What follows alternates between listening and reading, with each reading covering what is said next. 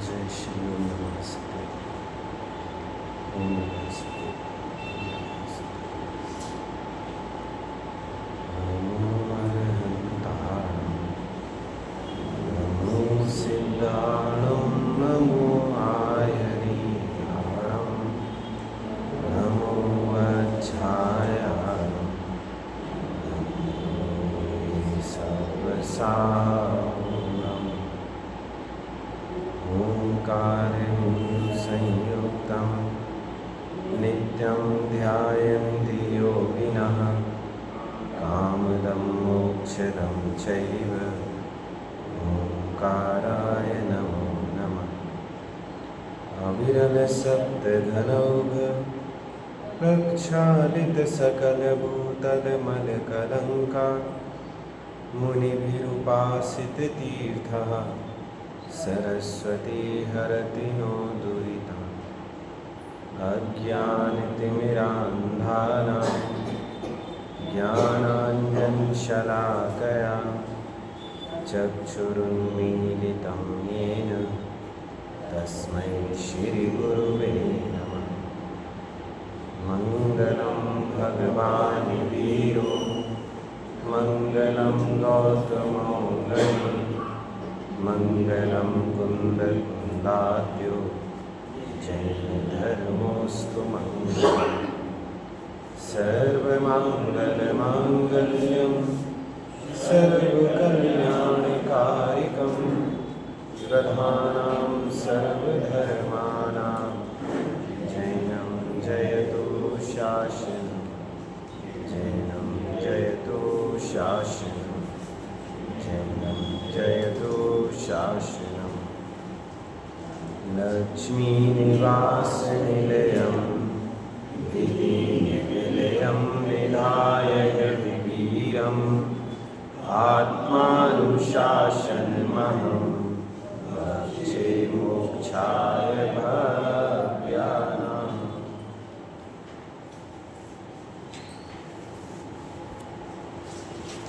आत्मानुशासन नामक ग्रंथ है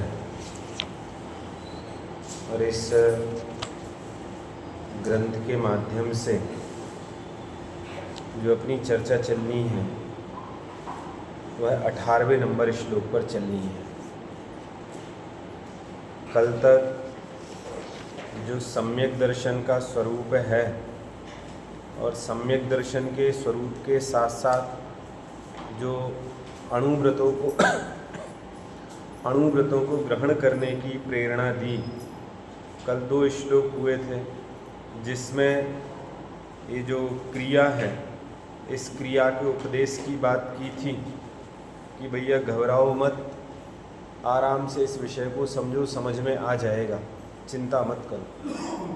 और जब निडर किया, भय दूर किया तो सबसे पहले अणुव्रतों को धारण करने की प्रेरणा दी और ये कहा कि जो विषय हैं, विषय मोह रूपी ज्वर को पैदा करने वाले हैं और साथ ही साथ हमारी जो शक्ति है, हमारी जो सामर्थ्य है, उस सामर्थ्य को कम करने वाले हैं। इसीलिए जो भोजन इत्यादि हैं उनको छोड़ करके पेय पदार्थ हमारे लिए कल्याणकारी है, ये उदाहरण दिया हुआ था। और सिद्धांत इसमें ये घटित किया था कि तुम्हारे लिए जो विषय वासना है, इस विषय वासना के कारण आत्मशक्ति घट रही है और जब आत्मशक्ति घट रही है तो महाव्रत तो ना सही, लेकिन कम से कम वो जो छोटे से पानी का रूप दिया था ना, पानी के रूप में, ऐसे कम से कम महाव्रत ना सही तो कम से कम अणुव्रतों को तो धारण करो। किसी न किसी रूप में धर्म मार्ग पर अग्रसर हो। यदि धर्म मार्ग पर अग्रसर नहीं होंगे तो हम जीवन में करेंगे क्या? हमें लगता है कि हमने तो बहुत पुण्य कमा लिया, बहुत कर लिया भाई साहब, डेली पूजा पाठ स्वाध्याय जिनवाणी ये वो सब करते ही तो रहते हैं।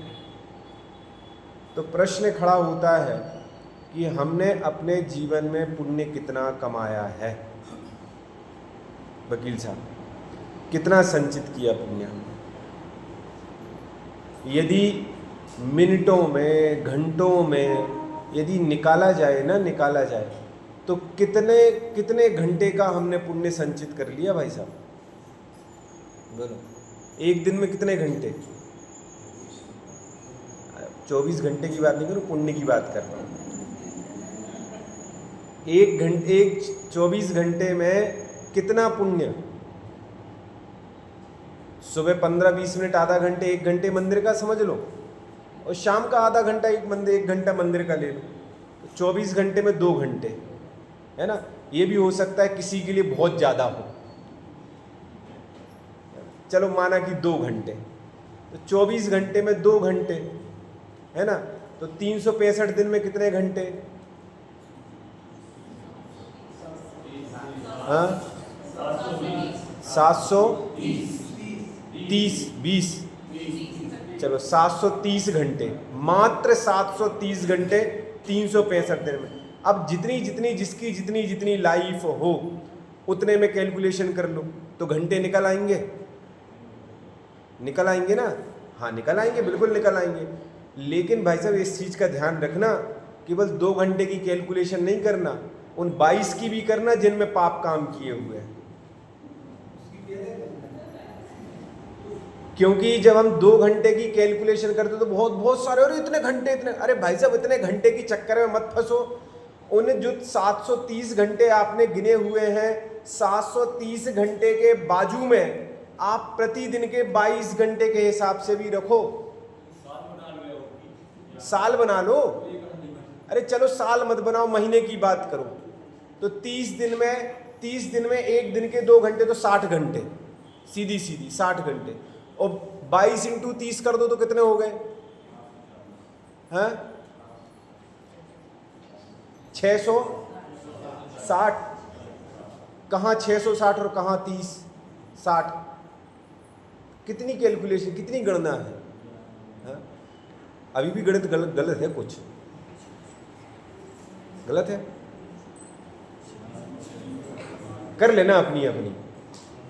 तो भैया जितनी भी गणित है, आप ये बात मान करके चलना कि कहाँ 2 घंटे और कहाँ 22 घंटे, इस हिसाब से अपनी कैलकुलेशन करना। इसका मतलब ये है कि हमारा पुण्य का पड़ला जो है ना, बहुत कमज़ोर है, बहुत कम है। धर्म बहुत कम किया हुआ है हमने, और हम तो थोड़ा बहुत करके अपने आप को बहुत बड़ा धर्मज्ञ और धर्मात्मा समझ लेते हैं। नहीं भैया, यहाँ गुणभद्र स्वामी ये कह रहे हैं कि वो तो सब यूँ समझ लीजिए पानी की बूंद की तरह है, हाँ? पानी के समान है, छोटी सी पानी की बूंद के समान। और जब पानी की बूंद के समान उसको कहा हुआ है, तो फिर अब आगे धर्म का उपदेश फिर दिया जीवों के लिए। क्यों दिया धर्म का उपदेश? धर्म करो भाई साहब, धर्म नहीं भाई साहब, हमारे पास तो सारी की सारी अनुकूलताएं हैं, रंच मात्री प्रतिकूलता नहीं है। संपत्ति बहुत है, सुख सुविधाएं बहुत है, नौकर चाकर सब लगे हुए हैं। लेकिन भाई साहब एक चीज का ध्यान रखना, ये सारी की सारी चीजें, आपको जो चीजें वस्तु मिली हुई हैं, वो सब पूर्वोपार्जित पुण्य कर्म के उदय से मिली हुई हैं। और यदि इस भाव में हमने पुण्य संचित नहीं किया तो फिर कहाँ जाएगा वो, कहाँ जाएगा? पहली बात। दूसरी बात, जो जीव दुखी है उसके लिए भी कहा कि धर्म करो। क्यों धर्म? इसीलिए करो कि भाई साहब यदि आप दुख में धर्म नहीं करोगे तो सुख कैसे मिलेगा? 2 चीजें कही ना, सुखी व्यक्ति के लिए भी धर्म करने के लिए कहा और दुखी व्यक्ति के लिए भी धर्म करने के लिए कहा। क्यों कहा और किस विवक्षा से कहा, इसकी चर्चा यहां 18वें नंबर श्लोक में की है। देखो, प्रश्न क्रमांक 18 और श्लोक क्रमांक भी 18। संसार के सभी प्राणियों को धर्म करने का उपदेश दिया। उस चरित्र की आराधना का प्रारंभ किसे करना योग्य है? कौन सा चारित्र? उस चारित्र की आराधना का प्रारंभ किसे करना योग्य? कौन सा चारित्र? जो अभी पहले चर्चा की, अणुव्रत संबंधी चारित्र। अणुव्रत संबंधी चारित्र। उसकी आराधना किसे करना योग्य है? इस प्रश्न का उत्तर निम्न छंद में कहते हैं। सुखितस्य दुखितस्य सुखितस्य दुखितस्य चा संसारे धर्म एव तव कार्यः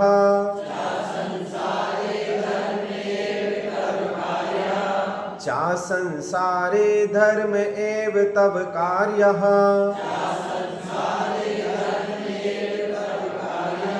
सुखितस्य तदभिवृद्ध्यै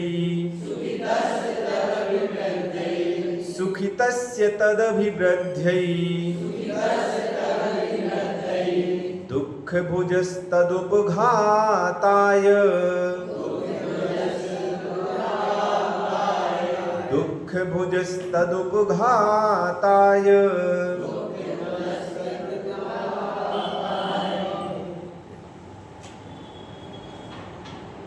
पहली पंक्ति में बिल्कुल बीच में एक शब्द लिखा संसारे, मिल गया? संसारे अर्थात संसार में। किसे? तो फिर लिखा शब्द तब, तुम्हारे लिए, आपके लिए, संसार में आपके लिए। सुखितस्य सुखी होने को, दुखितस्य दुखित को, सुखित अर्थात सुख चाहने वाले को और दुखित अर्थात दुख चाहने वाले को, दुखी को, जो भी हो, चाहे सुखी हो चाहे दुखी हो, दोनों ही स्थिति में धर्म एव कार्यः, धर्म एव, धर्म अर्थात धर्म, एव अर्थात ही, कार्य अर्थात करने योग्य है। इस संसार में चाहे सुख की अवस्था हो चाहे दुख की अवस्था हो, दोनों ही अवस्थाओं में यदि कोई कार्य करने योग्य है तो वो केवल धर्म है, धर्म के अलावा कुछ नहीं। क्यों करने योग्य है? सुखितस्य तदभिवृद्धे, क्यों करें? सुखी व्यक्ति धर्म क्यों करे? तो लिखा सुखितस्य तत् अभिवृद्धे, अर्थात जो सुखपना है ना, सुखपना, उस सुखपने की तत्, उसकी अभिवृद्धि बढ़ाने के लिए, बढ़ाने के लिए। और दुख भुजस्य तदुपघाताय, जो दुख है उस दुखी के तत् उपघाताय, उसके घात के लिए। सुखी व्यक्ति सुख को बढ़ाने के लिए धर्म करे और दुखी व्यक्ति दुख के घात करने के लिए धर्म करे। दोनों के लिए धर्म करने की प्रेरणा दी हुई है कि भैया यदि सुखी व्यक्ति धर्म नहीं करेगा तो धीरे धीरे उसके सुख का अंत हो जाएगा, और दुखी व्यक्ति धर्म नहीं करेगा तो वो कभी भी सुखी होने वाला नहीं है।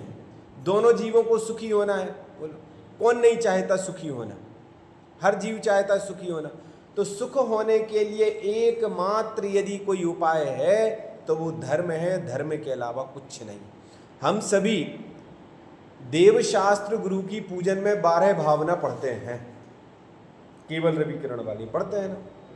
उसमें जो 12 भावनाओं की सबसे अंतिम छंद है, चिर रक्षक धर्म हमारा हो धर्म हमारा चिर साथी, जग में न हमारा कोई था, हम भी न रहे। हमारा वास्तव में यदि साथी है तो कौन है? चिर रक्षक धर्म हमारा हो, अनंत काल के लिए यदि हमारा कोई साथ देने वाला है तो वो केवल धर्म है, धर्म के अलावा कोई देने वाला नहीं है। क्यों?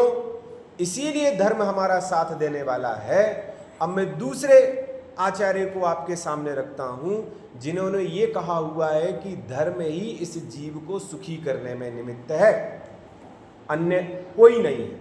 देशयामी समीचीनम धर्मम कर्म निवर्हणम संसार दुखतः सत्वान यो धरति उत्तमे सुखे। समंत्रभद्र स्वामी ने रत्नगंज श्रावकाचार्य के दूसरे छंद में कहा हुआ है। क्या कहा कि यदि इस जीव को सुखी करने में कोई निमित्त है बाबूजी, तो वो केवल धर्म है, धर्म के अलावा यो धरती, ये धरता है, धरता है, धरता मतलब उठा के रख देता है। कहां रख देता है?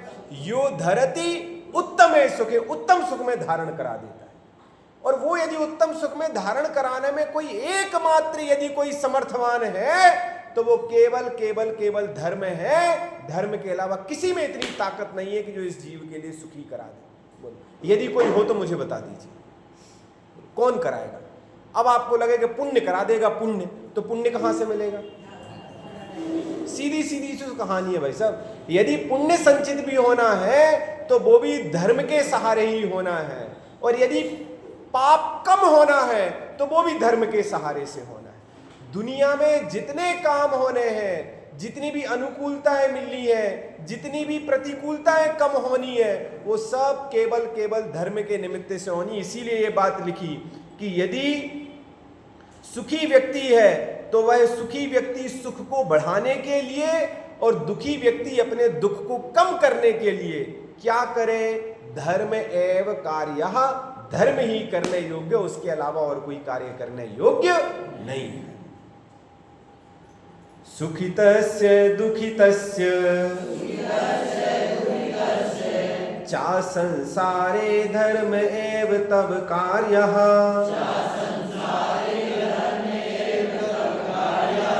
सुखितस्य तदभिवृद्ध्य हि दुःख भुजस्तदुपघाताय।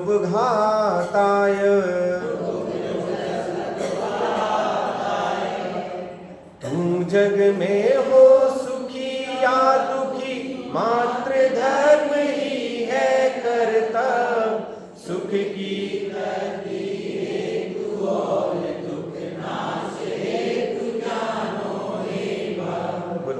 समझ में आ गया पूरा श्लोक नीचे के पद्यानुवाद से? देखो, आनंद तो आता है संस्कृत में ही। क्यों? क्योंकि वो गुणभद्र स्वामी के हृदय के शब्द हैं, है ना। तो जो हृदय के शब्द हैं उनका आनंद कुछ अलग ही है, उनकी व्याख्या कुछ। हाँ, अब तो सब कुछ संभव है भाई। अब संस्कृत पढ़ते नहीं बनती तो हिंदी रूपांतरण हो गया, सब चीज़ें हैं। लेकिन मैं आपसे पूछता हूँ, सामान्य सा उदाहरण है बिल्कुल। हमारे घर में एक छोटे से बच्चे ने मिट्टी की गुड़िया बनाई, मिट्टी का खिलौना बनाया, और वो कहाँ से मिट्टी लेके आए? बाहर बाजार से कहीं से उठा के लेके आ गई वो, और मिट्टी का खिलौना बनाया। और एक मिट्टी का खिलौना बाजार से खरीद करके लेके आए। तो दोनों में से कौन सा अच्छा लगता है? हाँ? भले ही वो जो घर के बच्चे ने भैया मिट्टी का खिलौना बनाया ना भाई साहब, उसका कोई रंग नहीं है, कोई रूप नहीं है, सुंदर नहीं है, लेकिन फिर भी उसको बड़ा संभाल के रखते हैं, सहेज के रखते हैं। क्यों? अपनापन है ना उससे। ऐसे यहाँ गुणभद्र स्वामी के हृदय से जो शब्द निकले हैं वो मूल गाथा है, उससे अपनापन ज्यादा है बजाय अन्य की। अन्य तो चलो ठीक है, समझ में नहीं आए तो हिंदी रूपांतरण कर दिया, लेकिन भाव वही है। क्या भाव है? तू जग में हो सुखी या दुखी, मात्र धर्म ही है कर्तव्य। यदि तू सुखी है या दुखी है, तू मतलब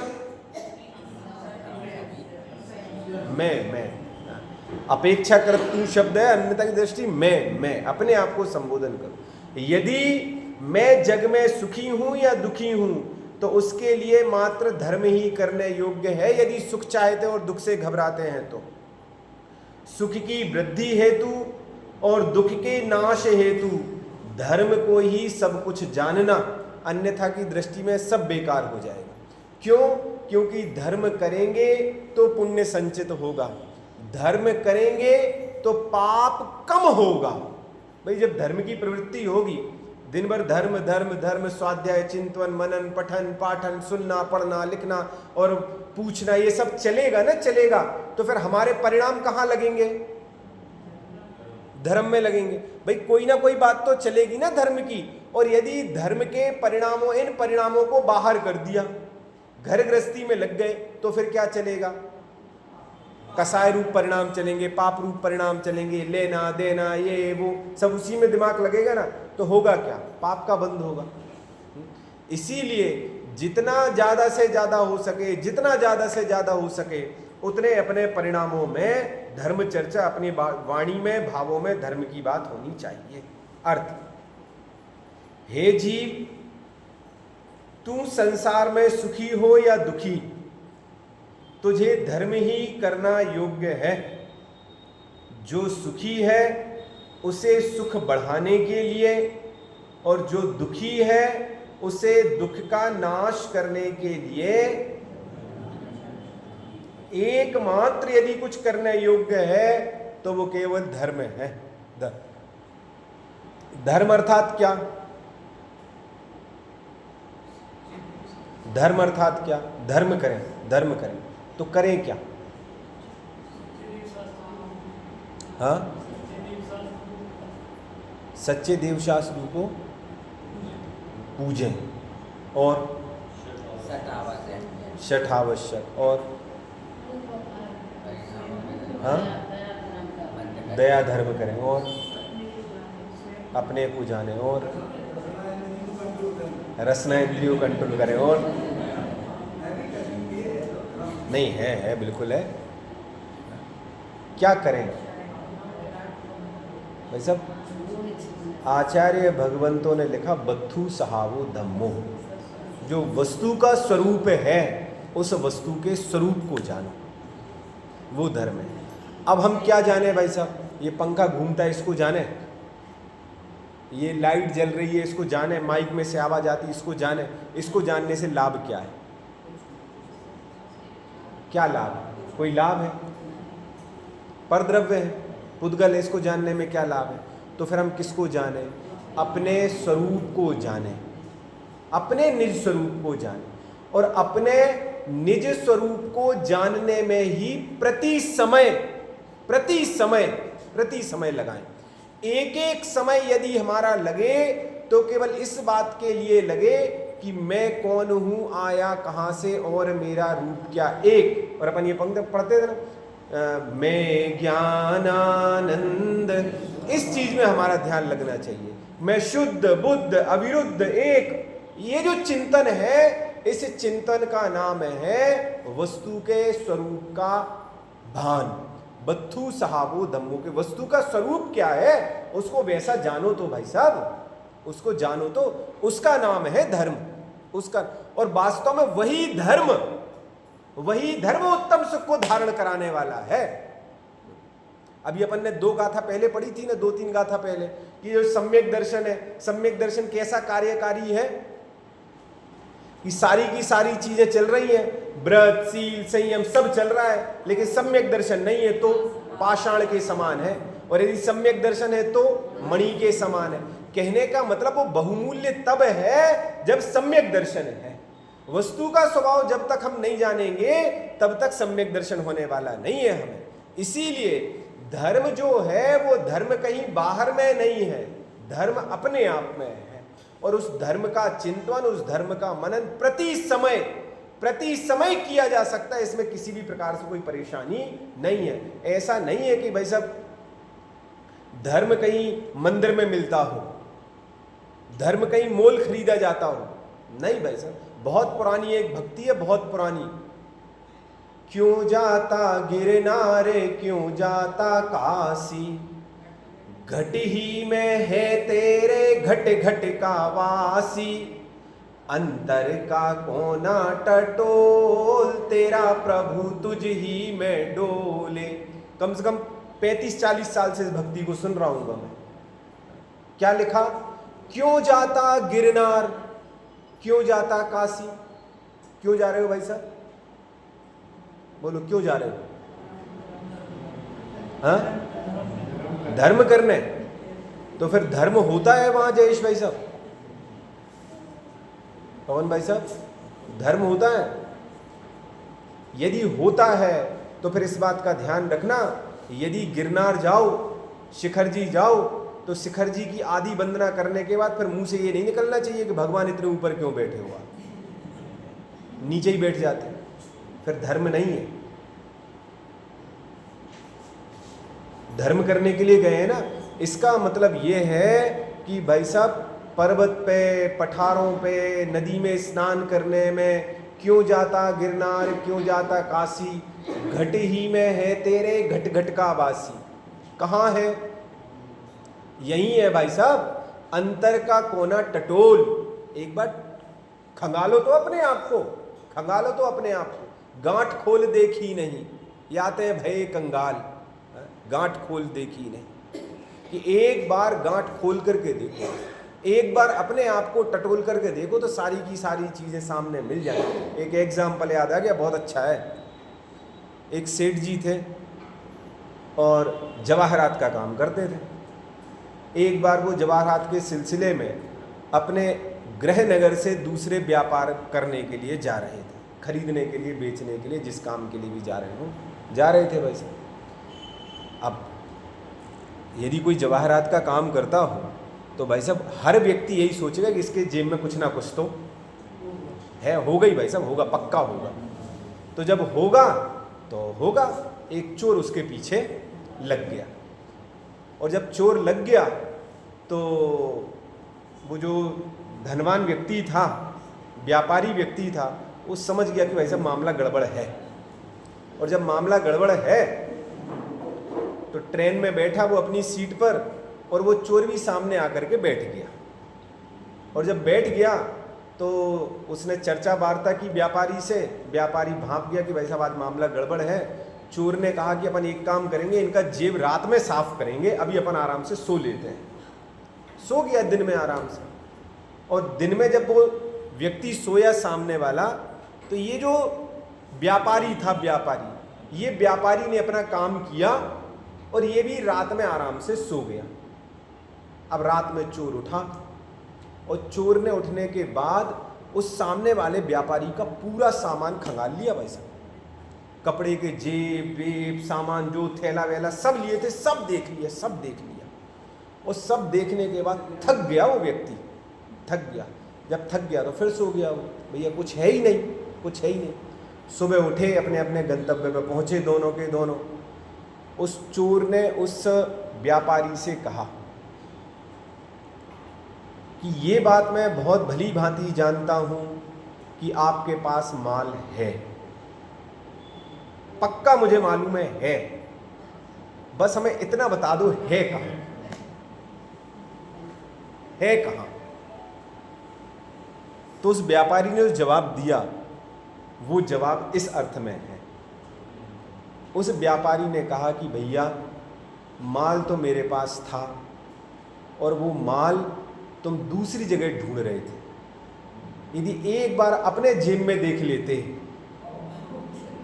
तो तुम्हें वो मिल जाता। क्यों? क्योंकि दिन में जब तुम सोए थे ना, तो वो हमने तुम्हारे पास ही रख दिया था सुरक्षित, कि तुम अपना जेब तो देखोगे नहीं, तुम मेरा ही तो देखोगे। ऐसे ही हमारी दुर्दशा है भाई साहब। हम धर्म कहाँ कर रहे हैं? यहाँ वहाँ ढूंढते फिर रहे हैं। हमें मंदिर में धर्म करना है, यहाँ धर्म करना है, वहाँ दान दे करके धर्म करना है, ये करके धर्म करना है। एक बार धर्म करने के लिए अपनी अंतरात्मा को देखो। क्यों? क्योंकि धर्म होना यही है। जिस धर्म की चर्चा 12 भावनाओं में की है, जिस धर्म की चर्चा समंतभद्र स्वामी ने की है, जिस धर्म की चर्चा कुंद कुंद अमृतचंद्राचार्य ने की हुई है, वो धर्म कहीं बाहर मिलने वाला नहीं है। वो धर्म कहीं मोल खरीदने वाला मिलने वाला नहीं है। वो धर्म कहीं पर्वत पर, नदी में, पठार पे, पर्वत पे मिलने वाला नहीं है। वो धर्म यदि कहीं मिलेगा तो वो अपने अंतरंग में मिलेगा, वो अंदर में मिलने वाला है। और उस धर्म के कारण ये जीव सुखी है, और उसी धर्म के कारण इसके दुख का नाश हो। बस सीधी सीधी सी कहानी है। यदि हमें सुखी होना है, यदि हमारे लिए सुख की वृद्धि करना है और दुख का नाश करना है, दुख को कम करना है, तो एकमात्र धर्म ही करने योग्य है और कुछ भी करने योग्य नहीं है। भावार्थ, जिसके पास पूंजी है उसे भी धन कमाना चाहिए, और जिसके ऊपर कर्ज है उसे भी धन कमाना चाहिए। यदि पूंजी वाला व्यक्ति धन कमाएगा तो पूंजी की वृद्धि होगी, और ऋणी व्यक्ति धन कमाएगा तो कर्ज का नाश होगा। ये एग्जाम्पल, उदाहरण है, समझ में आ गया क्यों धन कमाना आवश्यक है।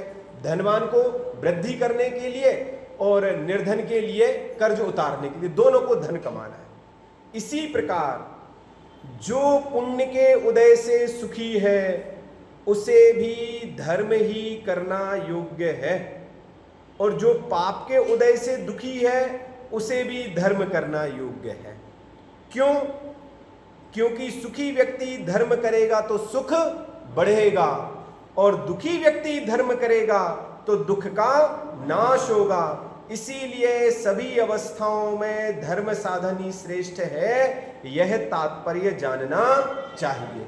यदि हमें सुखी चाहिए है, दुख को कम करना है, तो दोनों ही अवस्थाओं में केवल एक ही कार्य करने योग्य है, और वो है धर्म धर्म धर्म धर्म धर्म। धर्म के अलावा किसी भी, और धर्म मतलब वस्तु के स्वभाव को जानना, अपने आत्म स्वरूप को जानना, अपने स्वयं का चिंतन करना, उसका नाम धर्म है। धर्म कहीं बाहर नहीं है, धर्म कहीं बाहर, इसी जो दूसरे छंद की जिसकी चर्चा की ना अभी, समंत्रभद्र स्वामी के रत्नगण सरा, इसी की टीका में सदासुख दास जी ने लिखा कि धर्म कहीं मोल मिलने वाला नहीं है, धर्म कहीं पर्वत पर नहीं मिलेगा, धर्म कहीं नदी में नहीं मिलेगा, धर्म कहीं स्नान करने में नहीं मिलेगा। तो धर्म कहाँ मिलेगा? धर्म मिलेगा अपना स्वयं का आत्मचिंतन करने में धर्म मिलेगा, और किसी स्थान पर धर्म, कितना ही दान दे लीजिए धर्म होने वाला नहीं है। बहुत कठोर बात बोल रहा हूं, कितना ही दान कर दीजिए धर्म मिलने वाला नहीं है। क्यों? क्योंकि दान दे करके ये जीव मान कषाय का पोषण करता है, धर्म का पोषण नहीं करता है। इसीलिए इसमें भी धर्म होने वाला नहीं है। धर्म केवल एक चीज से होने वाला है कि हम स्वयं एक स्थान पर बैठ करके अपना अंजन चोर ने कितना दान दिया? बोलो नरेंद्र भाई साहब, बोलो, अंजन चोर ने कितना दान दिया? किन चोरी की? चोरी, हाँ? या मैं आपसे पूछता हूं, उस चोर को याद करो एक बार, विद्युतचर चोर को, जिसने जम्बू स्वामी के घर के बाहर बैठ करके, दरवाजे के बाहर बैठ करके 500 चोरों ने उनकी तत्व चर्चा सुनी हुई थी, जो जम्बू स्वामी अपनी चारों की चारों पत्नियों को सुना रहे थे रात भर। उसने क्या क्या किया होगा? बोलो राकेश भाई साहब, कहां कहां दान दिया, कहां कहां क्या किया? किया कुछ नहीं किया भाई साहब, नहीं किया। लेकिन सबसे बड़े धर्मात्मा कहलाए वो। क्यों कहलाए? क्योंकि उन्होंने जो कार्य करने योग्य था उस कार्य को किया। अन्यथा की दृष्टि में चोर कह के तो बदनाम थे ही वो, लेकिन अपना अंतिम समय में उन्होंने अपना भाव सुधार लिया, तत्व चर्चा सुनी, और उनको ये बात समझ में आ गई कि भैया ये काम करने योग्य, ये चोरी चकारी का काम करने योग्य नहीं है। अपनी आत्मा को जानो, अपनी आत्मा को पहचानो, और उसी में रमो जमो, उसी में काम करो, इसी के कारण हम सुखी हो सकते हैं। अब इसके पश्चात विषय सुख भोगते हुए भी धर्म की रक्षा करने की प्रेरणा, बड़ा काम का श्लोक है ये। क्यों काम का श्लोक है भाई साहब? विषय सुख भोगते हुए भी धर्म की रक्षा करने, इसका मतलब हम घर में रहें, है ना, भोग भोगें, खाएं पिएं, सब करें, और धर्म की रक्षा करने की, भैया ये बढ़िया है यार, सब काम करते हुए धर्म की प्रेरणा कर। भाई साहब ये तो हेडिंग है, प्रेरणा भी सुन लेना। प्रेरणा केवल हेडिंग पे मत जाना, केवल हेडिंग में मत जाने की वजह से चलो उत्थानिका अच्छी लिखी हुई है, उत्थानिका से काम नहीं चलेगा। विषय सुख भोगते हुए भी धर्म की रक्षा कैसे हो, उसकी प्रेरणा यहाँ 19वें नंबर के श्लोक में दी हुई है, और इसकी चर्चा अब अपन कल करेंगे, है ना। अभी जो 15 मिनट का समय है, उस 15 मिनट के समय में एक विशेष चर्चा आप सभी से करनी है। पहले हम सभी जिनवाणी स्तुति कर लें, फिर जिनवाणी स्तुति के बाद सभी से मेरा आग्रह रहेगा कि आप सभी अपने अपने स्थान पर पुनः बैठ जाएं। मिथ्यात्म नाश